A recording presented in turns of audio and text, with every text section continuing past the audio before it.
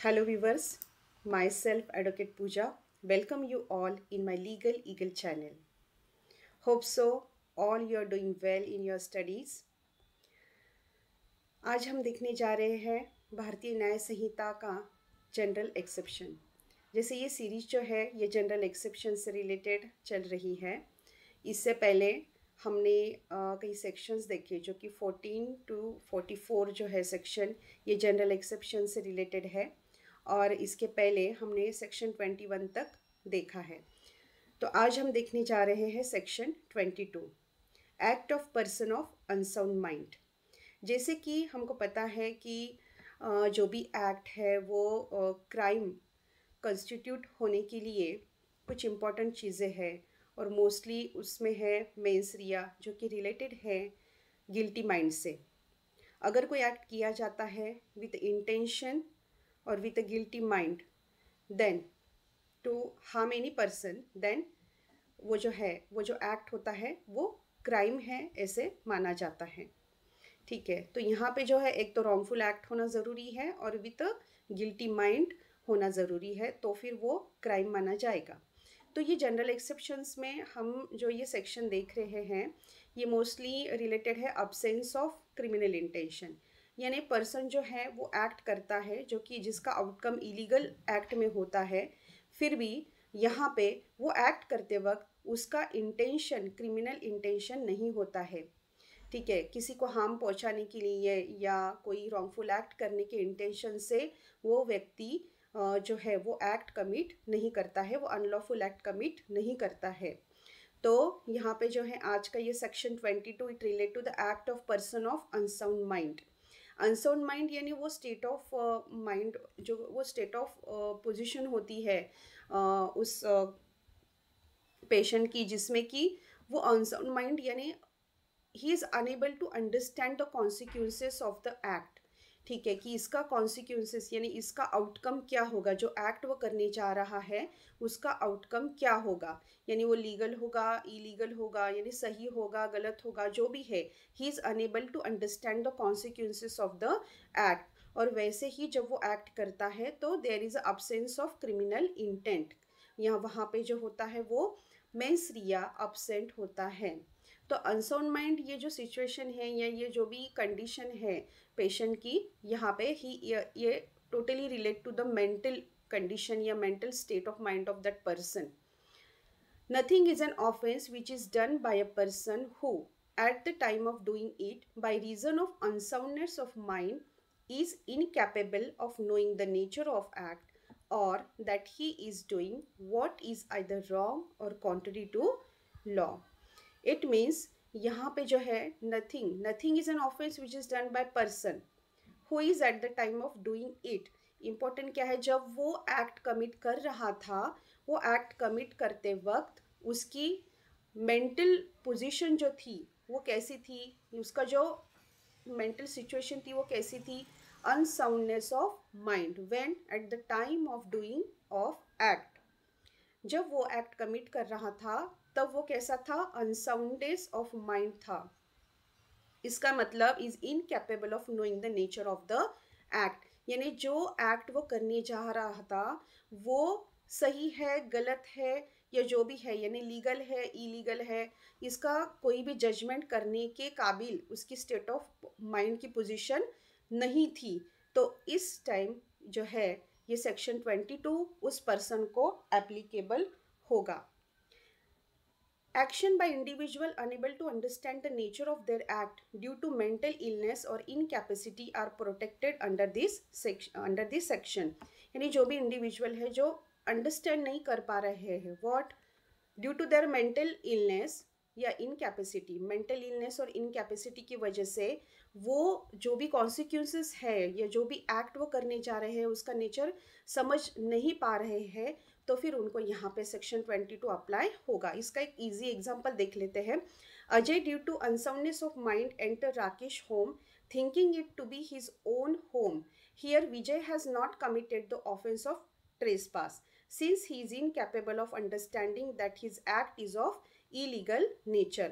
यानी अजय जो है ये अनसाउंडनेस ऑफ माइंड की वजह से, यानी अजय जो है ये अनसाउंड माइंड का पेशेंट है और वो उसका घर समझ के किसी और के घर में एंटर कर जाता है, तो यहाँ पे स्ट्रेस पास नहीं होगा, क्योंकि वो उसकी मेंटल कैपेसिटी नहीं है कि वो समझ पाए कि ये उसका घर है या किसी और का है। तो यहाँ पे कोई क्रिमिनल इंटेंशन नहीं है, वो मिसअंडरस्टैंड कर जाता है या उसको समझ में ही नहीं आता है कि ये किसी और का घर है, उसका घर समझ के वो किसी और के घर में चला जाता है। तो यहाँ पे स्ट्रेस पास जो ऑफेंस है वो यहाँ पे नहीं होगा, क्योंकि due to his mental illness और हिज मेंटल कंडीशन। इसका एक्सप्लेनेशन देख लेते हैं। This provision provide legal protection to individual who commit action that would otherwise be considered offense, provided they are of unsound mind, and incapable of understanding the nature or consequences of their action due to mental incapacity. It reflects the principle that criminal liability require both the act itself, that is actus reus, and a culpable mental state, that is mens rea, which person of unsound mind lack. तो यही है कि ये जो provision है ये क्यों बनाई गई है, to protect the person who, to protect the individuals, कौन से वाले, who commit the action even though it is outcome of offence, यानी जो भी वो एक्ट करता है, वो पर्सन जो एक्ट करता है वो अगर ऑफेंस है, तो फिर यहाँ पे अगर वो मेंटल इलनेस की वजह से वो चीज़ उसके हाथ से हो जाती है, तो यहाँ पे जो है यहाँ पे उसको प्रोटेक्शन मिलेगा। तो ये जो प्रोविजन है ये specially give the legal protection to such a person who are unsoundness due to their unsoundness of mind commit any act, जो कि जो एक्ट अगर कोई और व्यक्ति साउंड माइंड का पर्सन अगर करता है तो वो वहाँ पे ऑफेंस कहलाएगा, लेकिन वही सिचुएशन में अगर अनसाउंड माइंड का पर्सन करता है तो फिर वो जो है यहाँ पे एक्सेप्शन लागू वहाँ पे होगा और एज अ डिफेंस करके वो जो है ये सेक्शन का यूज़ कर सकता है, क्योंकि अनसाउंड माइंड का पर्सन जो होता है उसमें मेंस रिया और एक्टिस रियस ये वहाँ पे इन्वॉल्व नहीं होता है, क्योंकि due to his mental illness या उसकी इनकैपेसिटी होने की वजह से, मेंटली इनकैपेबल होने की वजह से वो सही है, गलत है, राइट है, रॉन्ग है, लीगल इलीगल है, ये चीज़ों का जजमेंट ही नहीं कर सकता है, ये जो भी वो एक्ट कर रहा है उसके कॉन्सिक्वेंसेस क्या होंगे ये सोच ही नहीं सकता है।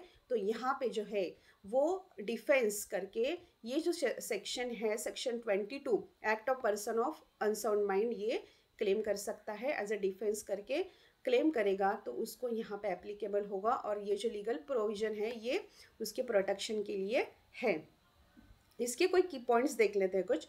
एप्लीकेबिलिटी यानी ये स्पेशली एप्लीकेबल किसको है, ये स्पेशली ये जो प्रोविजन है ये एप्लीकेबल है अनसाउंड माइंड ऑफ पर्सन से रिलेटेड है, अनसाउंड माइंड ऑफ पर्सन से यानी जो कि मेंटली इल है और suffering from any condition that impair their ability to comprehend their action, यानी मेंटली इल पेशेंट जो है और जो पर्सन जो कि इनकैपेबल है टू फॉर्म एनी जजमेंट, जो वो एक्शन करने जा रहे हैं उसका आउटकम क्या होगा वो उसका समझ ही नहीं पाते कि इसका रिजल्ट क्या होगा, तो फिर यहाँ पे जो है ये एप्लीकेबल ये जो सेक्शन है ये यहाँ पे एप्लीकेबल होगा। तो specially applicability of this section is related to the mentally ill person of unsound mind. Incapacity to understand, अभी यहाँ पे इनकैपेसिटी टू अंडरस्टैंड यानी क्या कि वो जो एक्ट करने जा रहा है उसका आउटकम क्या होगा वो एक चीज़ है, उसको हम कहेंगे कॉन्सिक्वेंसेस, और नेचर ऑफ द एक्ट कि वो किस तरह का एक्ट करने जा रहा है, यानी ये किसी को हार्म पहुंचाएगा या किसी या फिर जो करने जा रहा है वो रॉन्गफुल एक्ट है, तो ये वो समझ ही नहीं पाता है, नेचर ऑफ द एक्ट ये समझ ही नहीं पाता है कि ये रॉन्गफुल है या हार्मफुल है, तो यहाँ पे जो है ये सेक्शन एप्लीकेबल होगा। कॉन्सिक्वेंसेस यानी इसके कॉन्सिक्वेंसेस क्या होंगे, किसी को हार्म होगा या जो भी करने जा रहा है ये इलीगल एक्ट में उसका आउटकम होगा, तो he is incapacity to understand the nature of act and consequences of his act, तो यहाँ पे ये सेक्शन एप्लीकेबल होगा। एग्जम्पशन फ्रॉम क्रिमिनल लाइबिलिटी, अगर ये इसमें बैठ जाता है कि अगर वो मेंटली इल है, अनसाउंडनेस ऑफ माइंड वहाँ पे अगर प्रेजेंट है, तो सेकंड अगर he is incapacity to understand nature of act and consequences. ठीक है, वो जो एक्ट करने जा रहा है वो किस तरह इलीगल है, लीगल है, या फिर हार्मफुल है, रॉन्गफुल है, ये वो जज ही नहीं कर पा रहा है। तो ऐसे सिचुएशन में अगर ये सारी चीज़ें प्रूव होती हैं तो फिर वो क्रिमिनल लाइबिलिटी से एग्जम्प्ट माना जाएगा, और जनरल एक्सेप्शन जो है वो यहाँ पे एज अ डिफेंस करके क्लेम कर सकता है और उसको यहाँ पे प्रोटेक्शन मिलेगा। If it is proven that the individual's unsound mind rendered them incapable of forming intent, they are exempt from punishment for the act. अगर वो ये सारी चीज़ें यहाँ पे प्रूव कर देते हैं कि वो जो पर्सन जिसने कमिट किया है एक्ट, अनलॉफुल एक्ट उसने कमिट किया है, तो वो मेंटली इल है और he is unable to understand the nature of act, recognize the consequences of act done by him, then he will be exempt from criminal liability. Mental condition at the time of the offence. अभी important चीज़ यहाँ पे क्या है कि ये जो mental condition है ये जब ऑफेंस कमिट होता है उस टाइम पे प्रेजेंट होनी चाहिए। जैसे सेक्शन 22 के डेफिनेशन में भी हमने देखा है, क्या देखा है कि is incapable of knowing the nature of the act और that he is doing what is either wrong और कॉन्ट्री टू द लॉ। ये जो है ये सारा eight the time of doing it, यहाँ पे ये चीज़ डिफाइन की गई है, eight the time of doing it. इसलिए ये एक इम्पॉर्टेंट इंग्रेडिएंट है कि जैसे मेंटली इल होना चाहिए, he is unable to understand nature of the act, he is unable to understand consequences of, then he will be exempt from criminal liability as a defense करके वो section claim कर सकता है। ये mental condition कब होनी चाहिए? At the time of doing that act. Mental incapacity must exist at the time the act was committed. If the individual was lucid or capable of understanding their action at the time, this defense does not apply. ये mentally illness होना चाहिए, mental illness eight the time of doing the act होना चाहिए। अगर वो अगर prosecution ये prove कर देता है कि वो person at the time of doing the act sound mind का था, तो फिर यहाँ पे ये एक्सेप्शन यहाँ पे लागू नहीं होगा। Criminal law emphasizes moral blameworthiness. Since individual of unsound mind cannot act with a criminal intent, it is unjust to punish them for action they could not control or understand.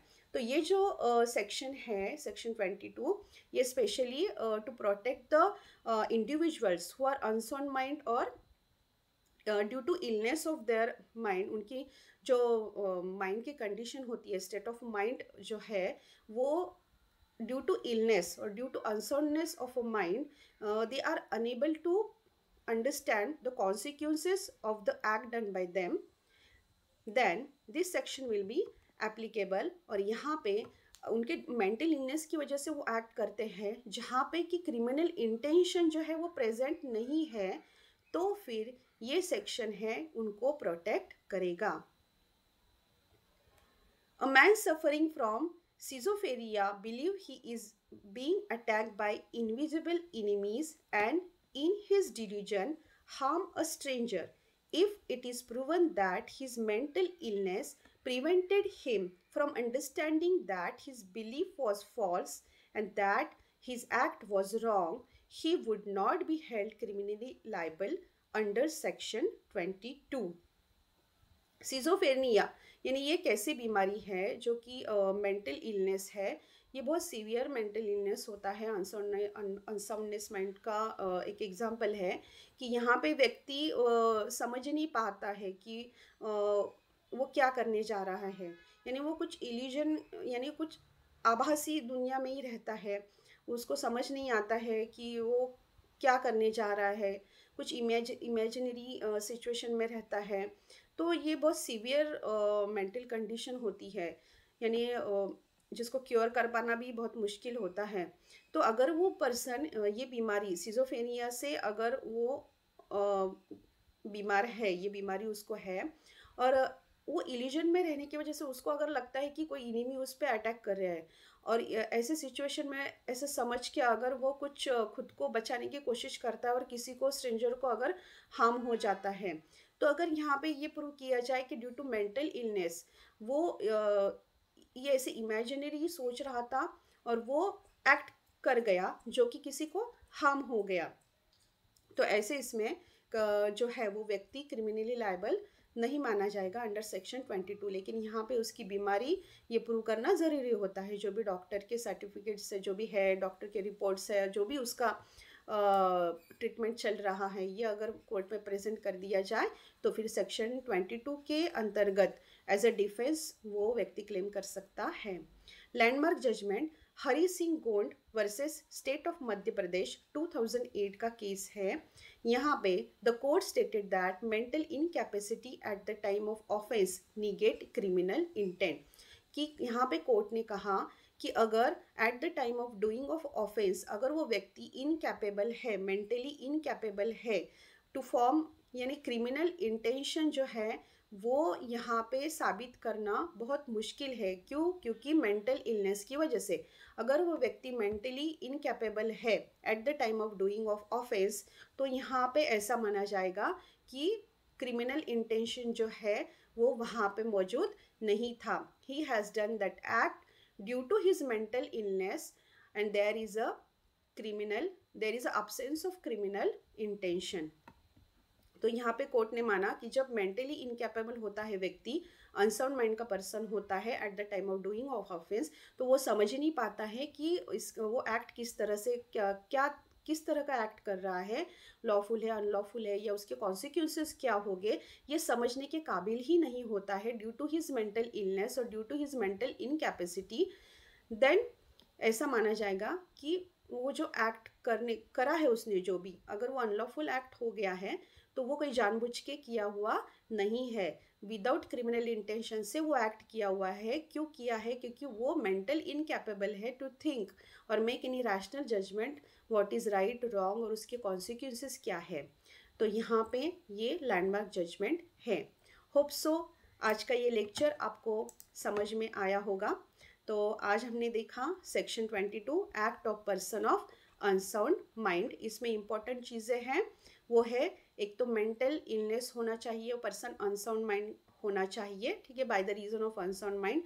या unsound mindness कब होना चाहिए? At the time of doing that offence, वो act जो है वो किया है, ऑफेंस जो हुआ है वो eight the time of doing of offence वो कैसा था? व्यक्ति अनसाउंड माइंड का था। और इसका मतलब क्या कि वो जो भी एक्ट करने जा रहा है तो वो इनकैपेबल है of knowing the nature of the act, कि वो किस तरह का एक्ट कर रहा है वो समझने के लायक ही नहीं है या इनकैपेबल है।